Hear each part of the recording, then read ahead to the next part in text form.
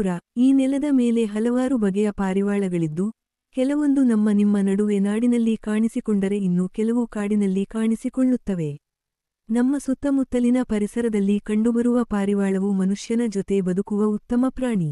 ವಿಜಯಪುರ ಪಟ್ಟಣದಲ್ಲಿ ಪಾರಿವಾಳ ಸ್ಪರ್ಧೆಯಲ್ಲಿ ಕಳೆದ 3 ವರ್ಷಗಳಿಂದ ಚಾಂಪಿಯನ್ ಆದ ಈ ಯುವಕ ಯಾರು ಅಂತೀರಾ? ಈ ಸ್ಟೋರಿ ನೋಡಿ. ವಿಜಯಪುರ ಪಟ್ಟಣದ ಅಣ್ಣಮ್ಮ ತಾಯಿ ಪಾರಿವಾಳ ಹಾರಾಟ ಸ್ಪರ್ಧೆ ಏರ್ಪಡಿಸಲಾಗಿದ್ದು, ಈ ಸ್ಪರ್ಧೆಯಲ್ಲಿ ಕಳೆದ 3 ವರ್ಷಗಳಿಂದ ಪ್ರಥಮ ಬಹುಮಾನ ಪಡೆದ ವಿಜಯಪುರ ಪಟ್ಟಣದ ಜಿ.ಎಂ. ಸರ್ಕಲ್ನ ಎಂ.ಆರ್. ಫ್ರೆಂಡ್ಸ್ ಗ್ರೂಪ್ ದಾವಡಿ ಮಾಲೀಕರಾದ ಎಲ್. ಸಾದಿಕ್ ಮತ್ತು ಮೌಲ್ ರವರು ಕಳೆದ 3 ವರ್ಷಗಳಿಂದ ಒಂದೇ ಪಾರಿವಾಳವು ಪ್ರಥಮ ಪಡೆದಿರುವುದು. ಈ ಪಾರಿವಾಳಕ್ಕೆ 8 ವರ್ಷ ಪೂರೈಸಿದ್ದು. ಇದೇ ಪಾರಿವಾಳವು 2022 ರಿಂದ 23ನೇ ಸಾಲಿನಲ್ಲಿ 7 ಗಂಟೆ 50 ನಿಮಿಷಗಳ ಕಾಲ ಹಾರಾಟ ಮಾಡಿದರು. 2023 ರಿಂದ 24ನೇ ಸಾಲಿನಲ್ಲಿ 6 ಗಂಟೆ 45 ನಿಮಿಷಗಳ ಕಾಲ, 2024 ರಿಂದ 25ನೇ ಸಾಲಿನಲ್ಲಿ 7 ಗಂಟೆ 20 ನಿಮಿಷಗಳ ಕಾಲ ಹಾರಾಟ ಮಾಡಿ ಪ್ರಥಮ ಬಹುಮಾನ ಪಡೆದಿದ್ದಾರೆ.